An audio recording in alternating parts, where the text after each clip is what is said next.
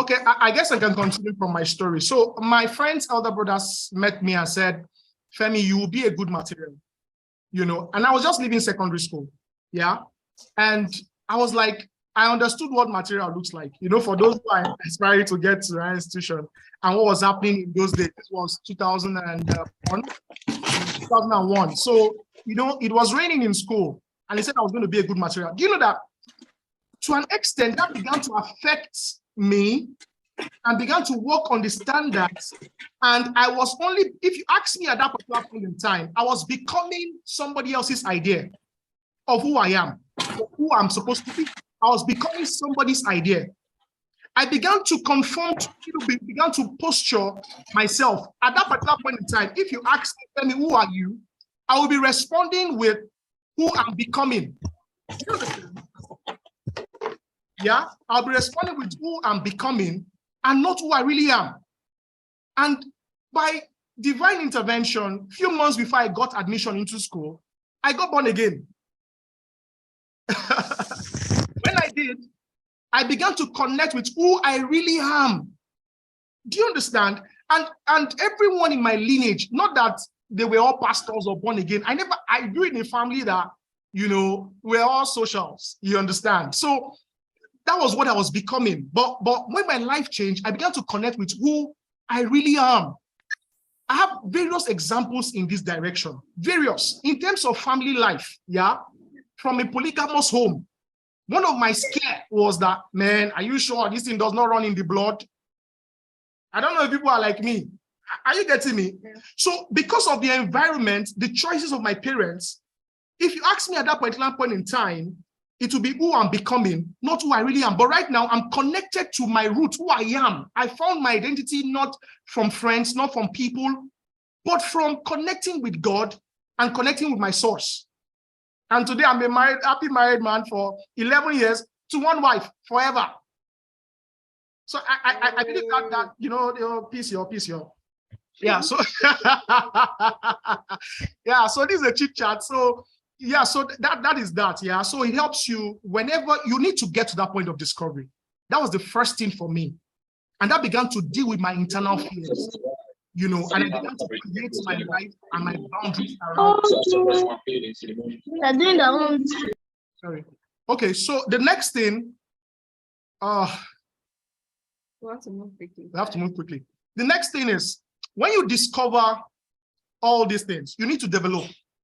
For you to be able to create standards and boundaries, you need to develop. Yeah?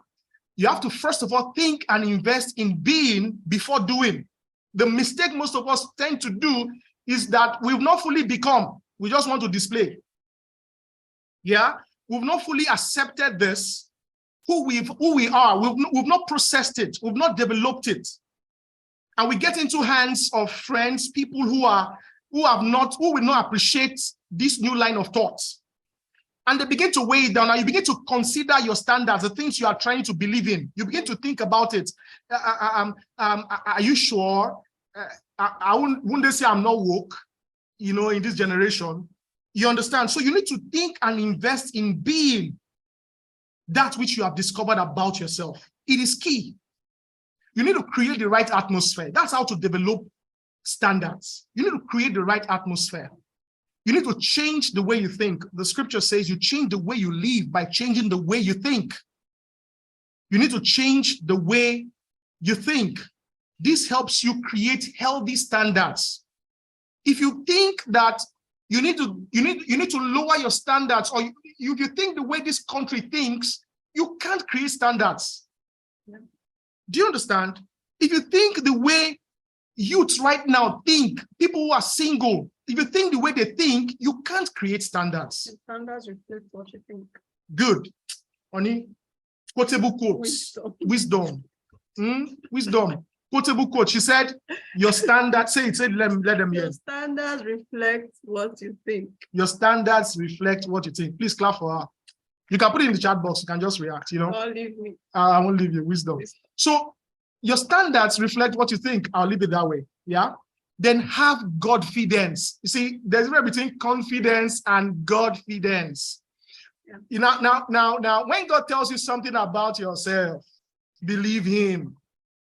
irrespective of what people say around you. Believe in, because this is the source speaking. Yeah, I always try to differentiate sources and channels. You know, channels can fail. Yeah, there's a difference between sources and channels. So there are a lot of things I separate in my life and I categorize. I only categorize God as source. Every other thing is channel. Every other thing is channel. So I don't trust in channels. I trust in sources and the source. Now let me give you a practical example. Oh my God. I hope I'm doing well with time. No, you're not. I'm not doing well with time, but let me just move forward. but in terms of source, it's very important. You must have Godfidence. Is the source, yeah? Then the next thing you should do, you need to start changing your should to your must. Yeah, so sometimes you say, I shouldn't go to this place. You know what the place does to you. You need to change them. You need to migrate the things you put on should to must. For instance, we learned in the video that you must train yourself, you know, to be able to do some spiritual exercises, study your Bible, pray. This I should study must change to I must study. You know, I should keep away from these people or these friends because they influence me negatively, to I must keep away. So you must graduate from things, you must change the scale, yeah, from things that you are putting under the umbrella of should into the things that you must do. It is very crucial. If you don't get to do that, forget creating standards or boundaries, forget it. You must be able to identify those things that you need to move and do them ASAP. Do them without delay, yeah? The next thing for me here is, oh, this is the point to display. Show up. Show up with your standards. Show up with your values. Don't hide it. Yeah, I was telling my wife yesterday, I said, if you're on the queue and you see somebody and you slap him, as in he's a military man, you just give him a hot slap. You can only do that because he's a military man in a civilian clothing. You did not know. You didn't know. And you can be excused because you did not know. Not that way. But if a military man is on that line, if you have two military men on that line, one is wearing his uniform, the other one is not wearing his uniform, you will harass the one not wearing his uniform. The moment you try to near the one that is wearing his uniform, you will reset. That's a man that his identity is not hidden. Some of us cave in. Some of us have our standards trampled upon by people because we try to, you know, cover it up. Adjust, you know, to fit their preferences. Adjust to fit their preferences, yeah. So standards in plain sight. Let it be in plain sight. Wear your crown.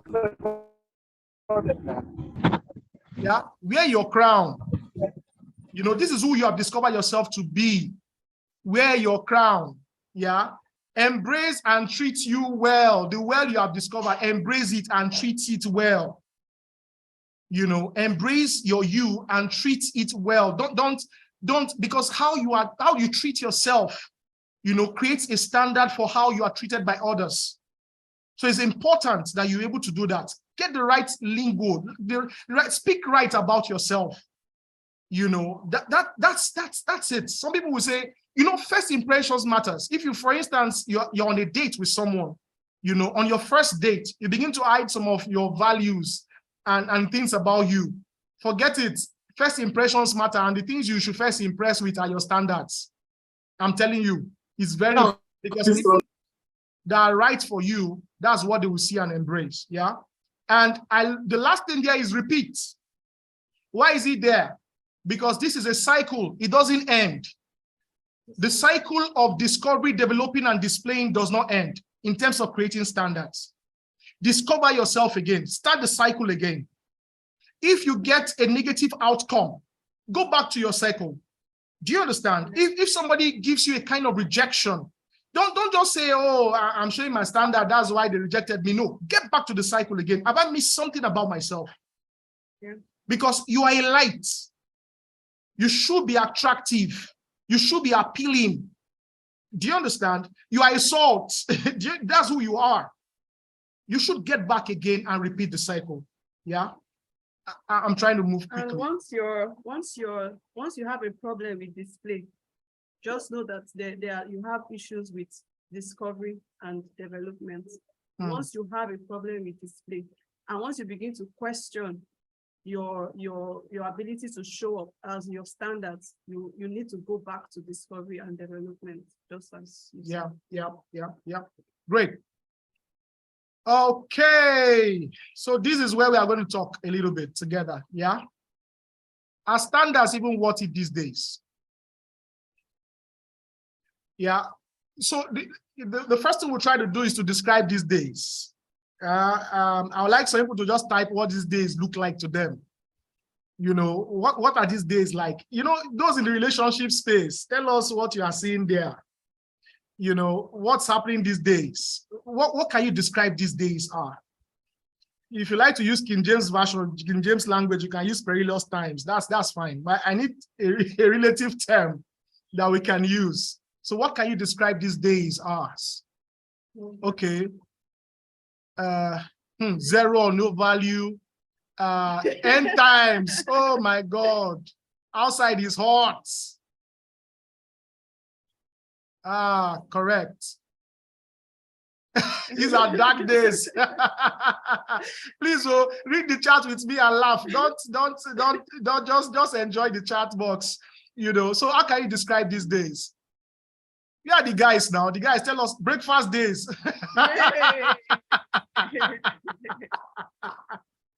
Woo-hoo. Oh my God. Oh, these days are work days. Yes. 2023 BRS minimum. Okay. Oh, please. Oh, I need more description now. Oh, there are more that have come in. Yeah, so we have okay. End times. Outside is hot, so these days. Yeah, I've read all these ones now. Okay. Breakfast, water. You feel okay. Oh, so a lot of things are happening these days. Yeah, lack of commitment. You know, people are not committed. You know, things are happening. You know, these days a lot of things. You know, values are upside down. You know, people don't have values. Impatience. There's no patience. You just do anyhow. You walk. You can enter and go out as you like, enter somebody's heart, go out the way you like, you know, as if you could create a fly. Meanwhile, you can't. Yeah. Selfish, you know. Yeah, the description has not finished though. Is it only these days you have described like this? Oh, your truth days. Wow. Someone amazing. Said best days in view. Best days in view. Yes, Wow. So it simply means that you can have a different experience, you know, irrespective of what is happening, you know, even in these days. But I know there's a lot in that space, what is happening out there. Okay. Oh, call for sober reflection. Amazing. Yeah. Relationship is now take money and sex. Correct. Thank you very much. I like this one. Practical. Follow no road days. You know, so a lot of things, values are not there. You know, things that used to be. In fact, I told my wife something yesterday. I said, these are days where good is considered evil and evil considered good. Yeah, so people can't really differentiate what is good or what is evil. You know, everything is acceptable.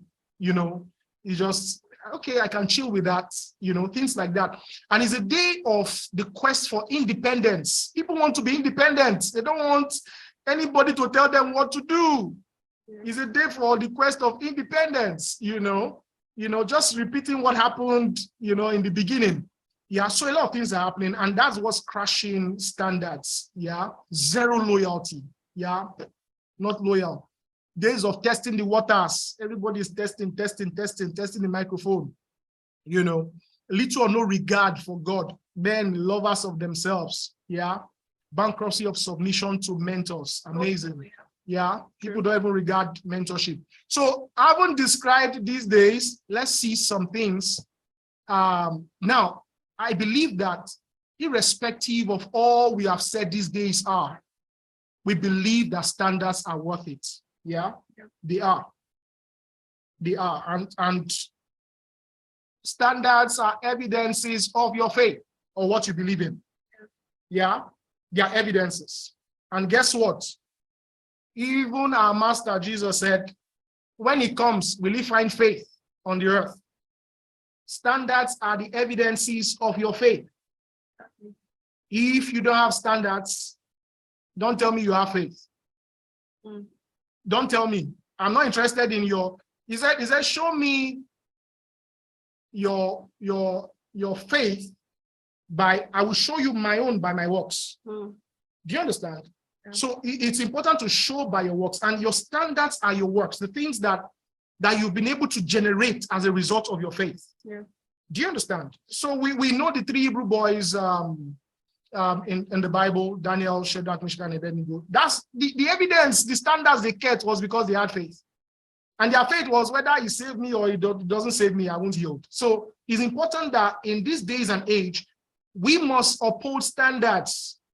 It's very key. Yeah. Yeah, I saw this and I said, let me share this. And I want you to, if you can see it on the screen, I want you to look at it closely.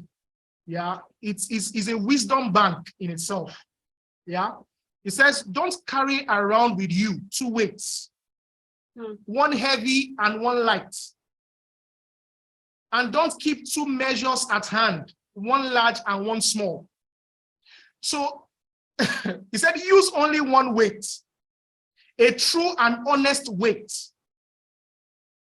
and one measure, a true and honest measure, so that you will live a long time on the land that God, your God, is giving you. I want to stop there.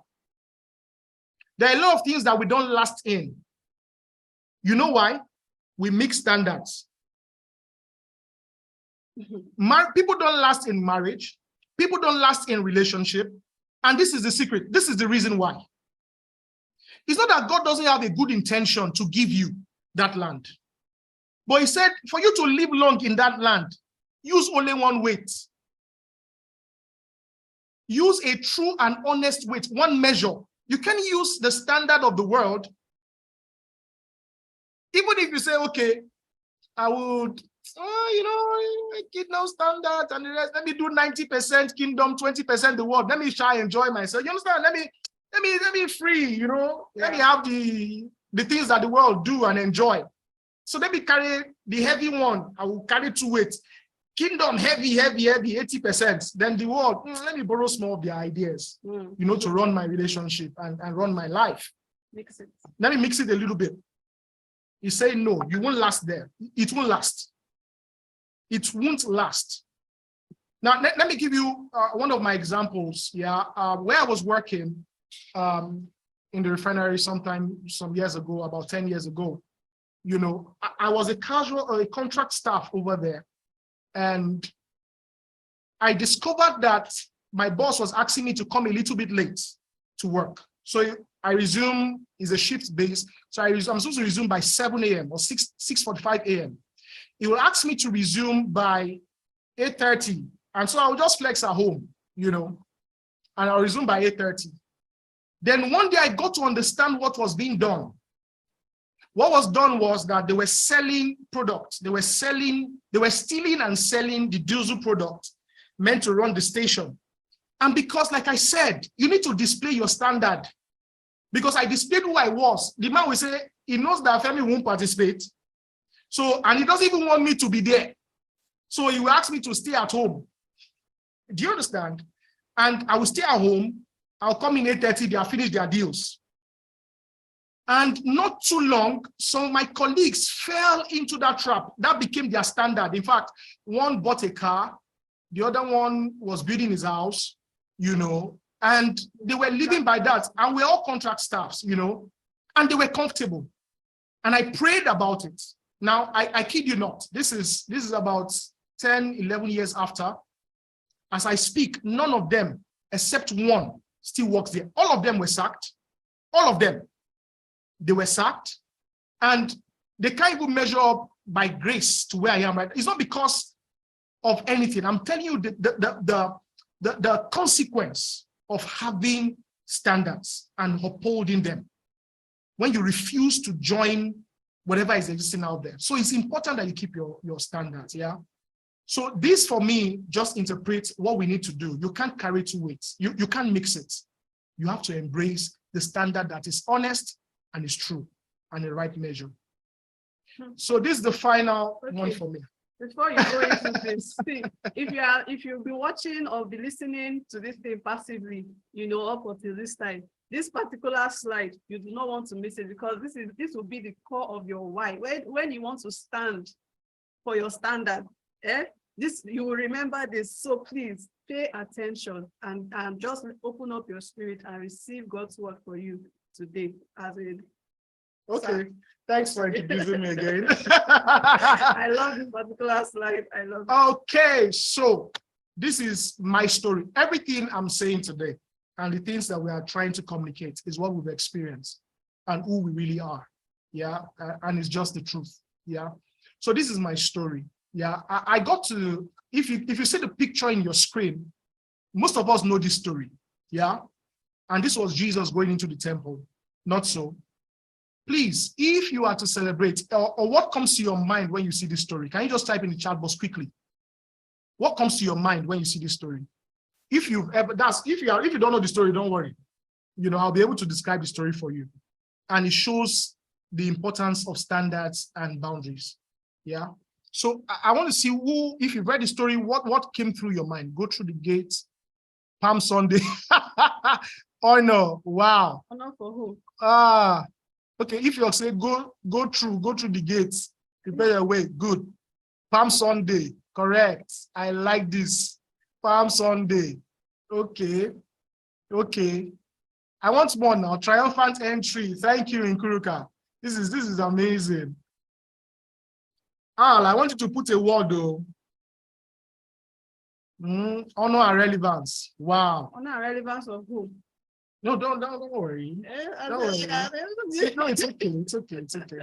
Honor and relevance. Good. So I think worship. Wow. Yeah. Wow. Amazing. Yes. Authority. Is this Coach Efe? Yes, sir. My coach is here. Well done, sir. Okay. Is here too. Okay. This is authority. Great. So now let me just share my story. Yeah. So when I read this story and I was taught this story, my interest was actually the donkey or the colt. Now you could see that things were being laid on the floor. Yeah, the palms, the garments, everything. Who was stepping on the palms and the garments? Jesus's feet was not on the ground, it was the donkey. And as much as Jesus was being celebrated and given a triumphant entry, that donkey was enjoying that also.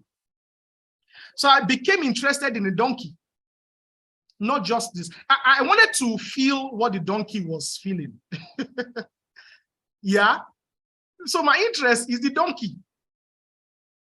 Because I know I'm not Jesus, but at least I can be the donkey.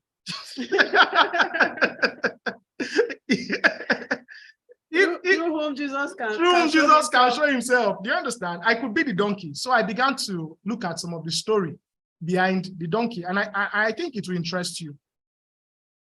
Yeah. So they brought him to Jesus.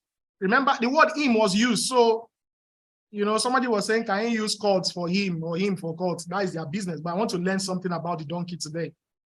And this I learned, this is about close to 15 years ago. And this has been the driving point of my life. So I'm sharing it with you. My story is not just Bible story, it's what I have embraced. Yeah. So I saw that everybody was singing. They put their clothes. If you read the verse 37 there, they put their clothes on the road, verse 36, and there was a procession, and they rejoiced and praised God, and they were shouting, "Blessed is the King."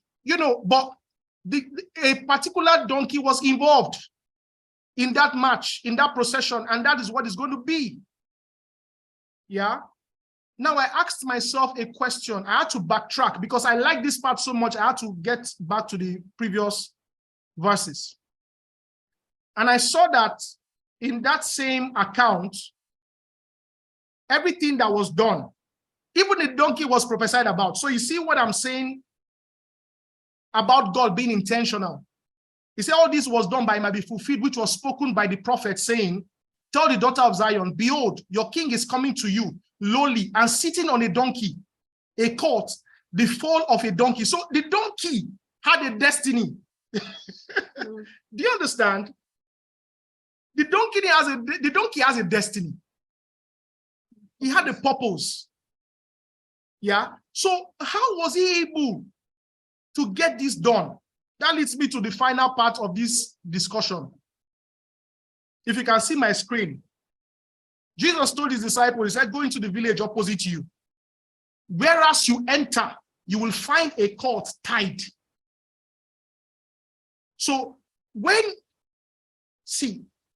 God knows where you are.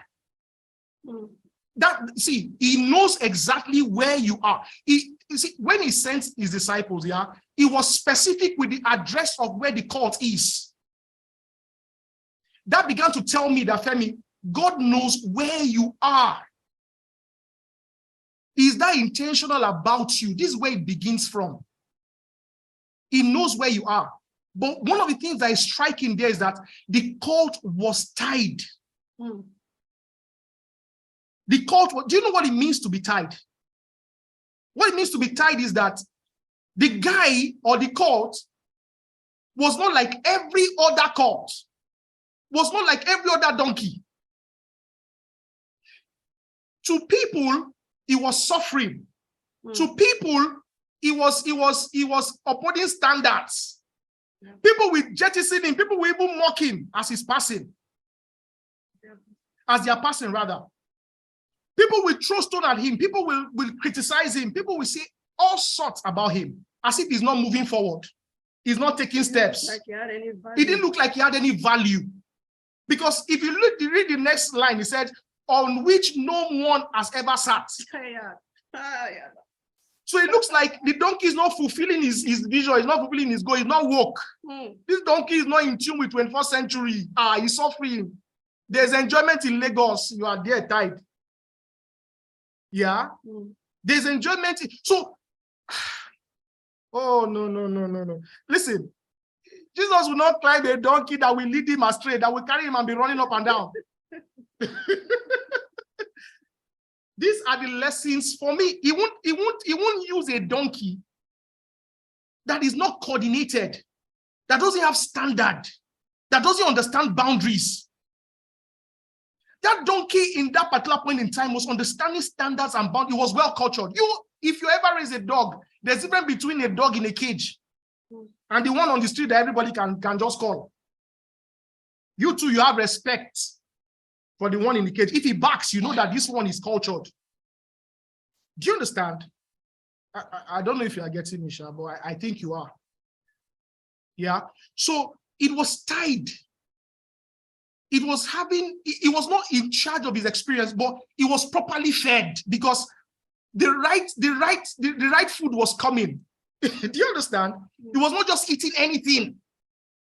He wasn't going to every party. He wasn't everywhere. He was in a coordinated environment.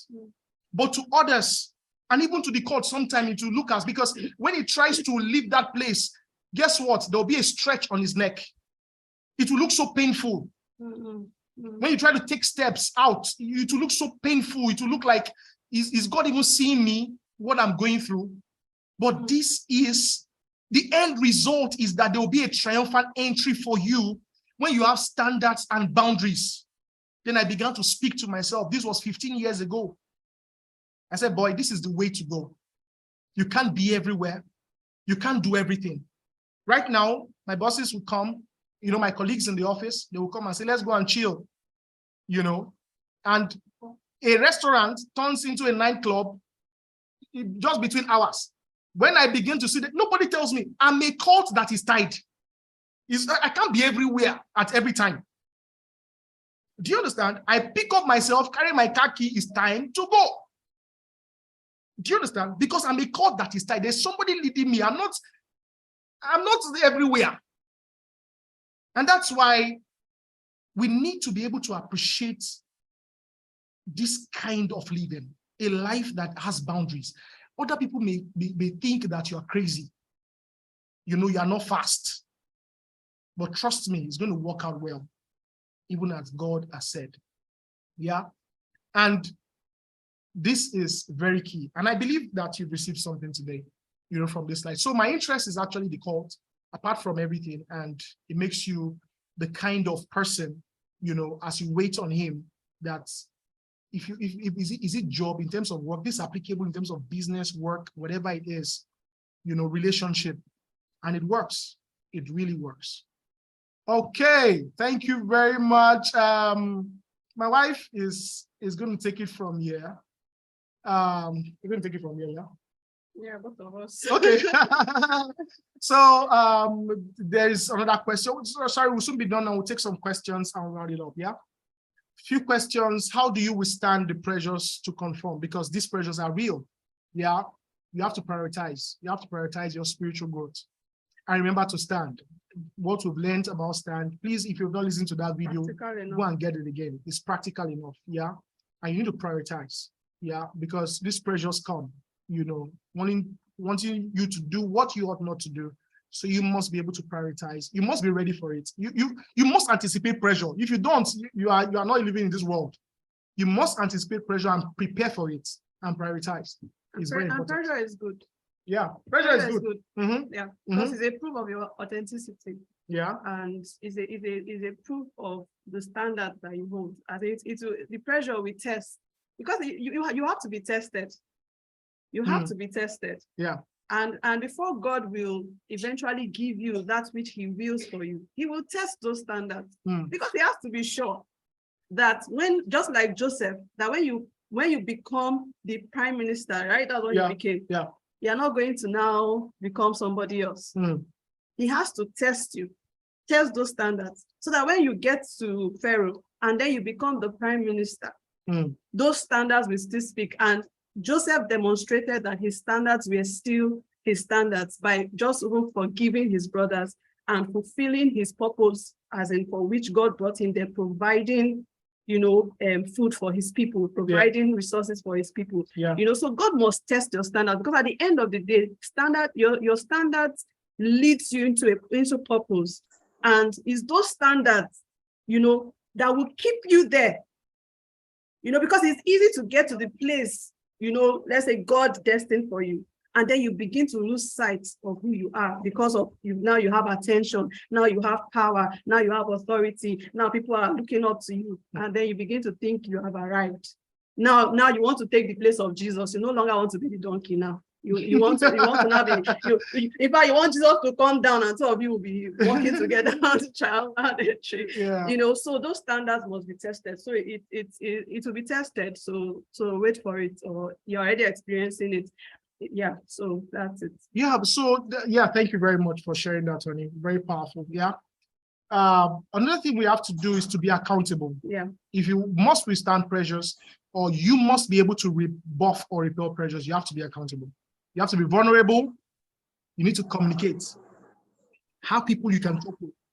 Yeah, communicate. It's very important. It's nothing as beautiful as that.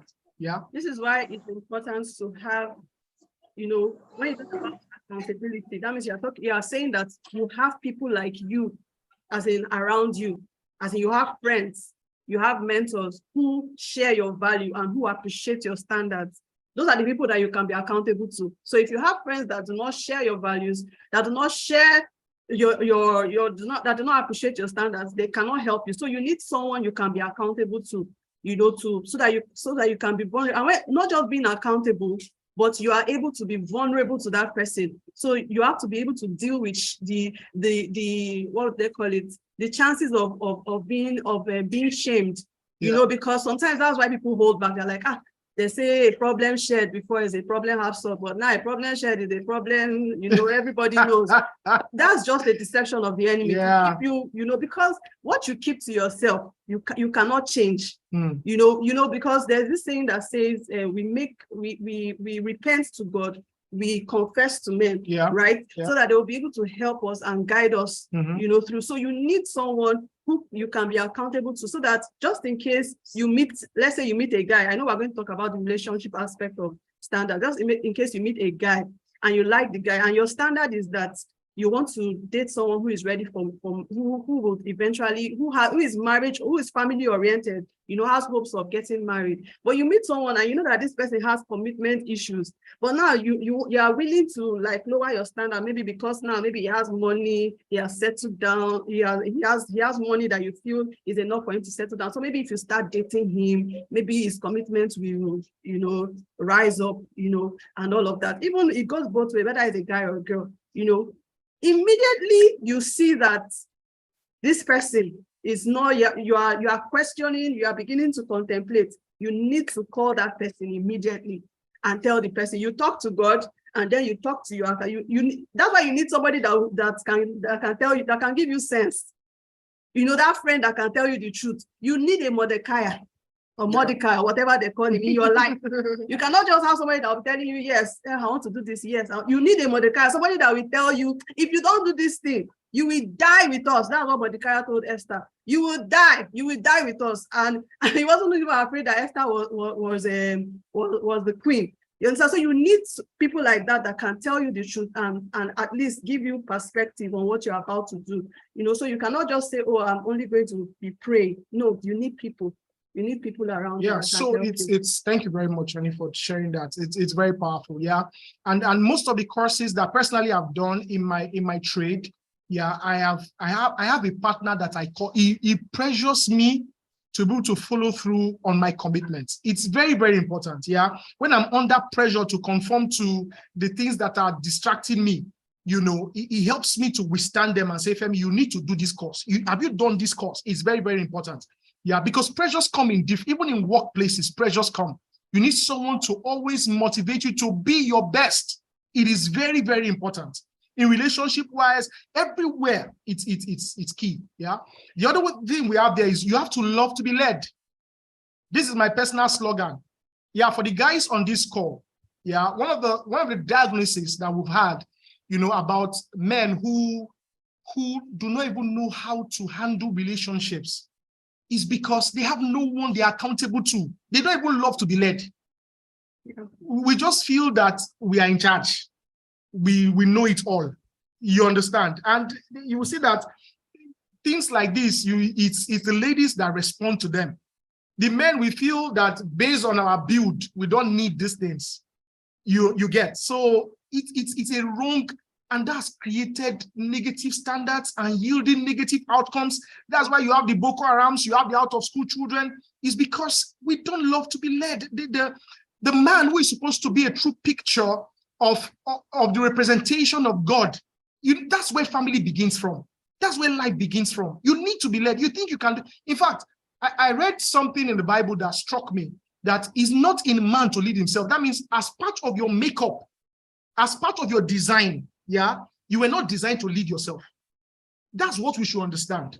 That's part of our makeup, that God, one of the things that operating system, we don't have the operating system to lead ourselves. That's the truth. We need to be led. You need to love to be led. It's very, very important. Yeah.